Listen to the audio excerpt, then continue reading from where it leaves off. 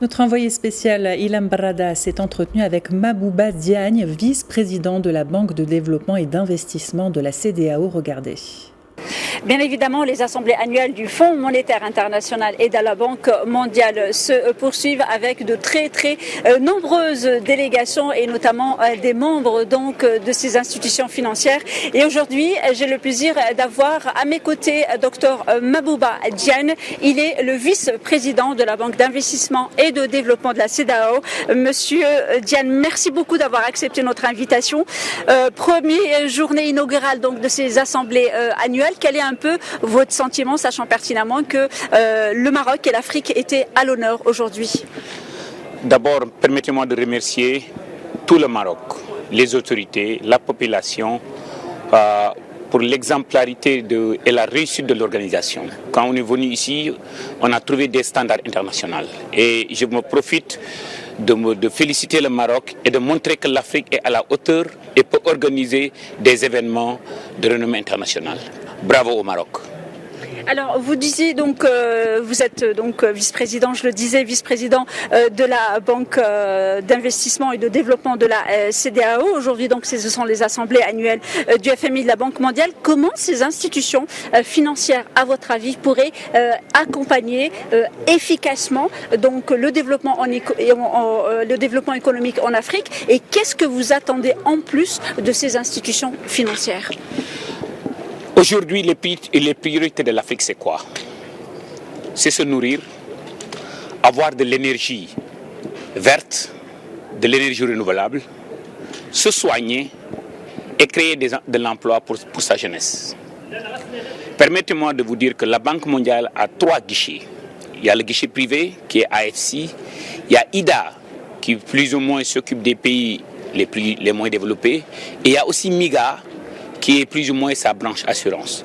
Et aujourd'hui, j'ai l'intime conviction que la Banque mondiale, en faisant travailler ces guichets d'une manière relativement coordonnée, relativement intelligente, pourrait travailler ensemble avec les banques de développement locales, les banques de développement régionales, les banques commerciales, pour résoudre ce problème-là. Je vous donne un petit exemple. Le Sénégal importe plus ou moins entre 900 000 tonnes et 1 million de tonnes de riz.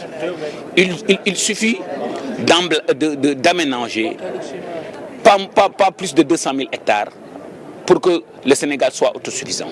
Peut-être la Banque mondiale, dans le passé, a eu à travailler avec les gouvernements. Peut-être c'est le moment de booster et de réorganiser leur mode d'intervention en Afrique en faisant du blended finance, en accompagnant d'une manière un peu plus expéditive le secteur privé avec l'accompagnement de l'État pour s'adresser et résoudre ces 3 problèmes dont je vous parle. Parce qu'aujourd'hui, en boostant l'agriculture avec l'agro-industrie, on résout le problème de l'autosuffisance alimentaire qui est devenu maintenant de la souveraineté alimentaire. Une toute dernière question, si vous le permettez, donc docteur Mabouba Diagne. On parle aujourd'hui dans la réforme de ces institutions financières du FMI et de la Banque mondiale du rajout d'un siège pour l'Afrique au sein du FMI. Qu'est-ce que vous en pensez? Non seulement je le cautionne, il est temps qu'une institution internationale comme la Banque mondiale ait un président africain. Il faut oser dire les choses telles qu'elles sont. Tant que ce sont les autres qui nous dirigent, je ne dis pas qu'ils ne connaissent pas nos priorités, mais ils ne les vivent pas. Il est temps qu'une organisation comme la Banque mondiale soit dirigée par un Africain. Et on verra la suite. Il y a déjà des avancées. On sait que M. Makhtar Diop dirige AFC, mais peut-être il est temps maintenant qu'on monte d'un cran.